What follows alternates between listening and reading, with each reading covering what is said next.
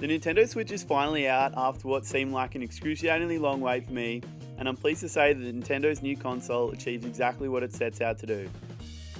Rather than trying to compete with the power and scope of the PS4 and Xbox One, the Switch offers a console gaming experience you can take on the go. So don't expect to see some of the more graphically intense games, such as GTA, making their way to the Switch. Expect to see the Nintendo games you know and love on the system, such as Zelda, Splatoon, Mario, and many more. Taking these fun and well-known games on the go is what the Switch has going for it over the other consoles in the market. Some of the greatest experiences I've had with the Switch has been undocking it to sit up on a tabletop to play with friends. Nintendo makes this very easy as the two Joy-Cons slide out of the sides of the console with just a push of a button. The Joy-Cons themselves are surprisingly very comfortable. However, some people may find them awkwardly too small, especially when putting them into the Joy-Con grip. When holding the Joy-Cons on the side to play games such as Snipper Clips, it is definitely favourable to have the left Joy-Con as the buttons are spaced out to fit more comfortably. My roommate and I didn't have any issues with the controls for Snipper Clips, but I can see it becoming an issue with more intense games such as Mario Kart. While playing with the Joy-Cons on the side, you may want to consider the straps, which are packed in with the console.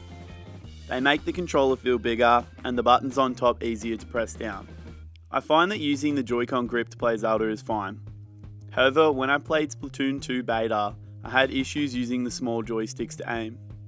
So buying a Pro controller to play Splatoon and shooters in general may be something you also want to consider. The screen on the tablet is very crisp and vibrant. Sometimes I actually prefer to play Zelda on it over the TV. It is actually lots smaller than it looks. I was pretty surprised taking it out of the box for the first time, but it feels like perfect size to play handheld or on top of a table.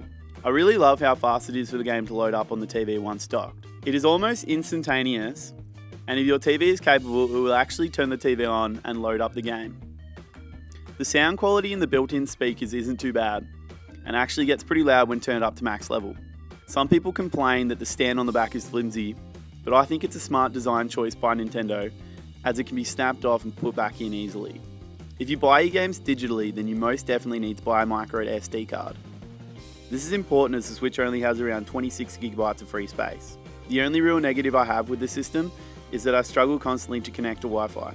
Sometimes I'll have to try up to 3 times before it works, and often it just won't work at all. Hopefully this is an issue that is fixed by a software update. Overall, I think the Switch is a great console with a great idea. I love playing a game on the TV and then taking it with me to play on the couch or on the go.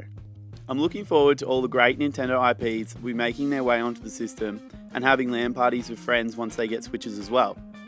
I think it's the perfect console to take with you when you want those AAA games wherever you are, and it will offer the experiences you just won't get on a PS4 or Xbox One. So if you enjoy local gaming with friends, taking games on the go, and just Nintendo games in general, I think the Switch is a must buy. If you enjoyed the video, please hit that like button and subscribe for more videos.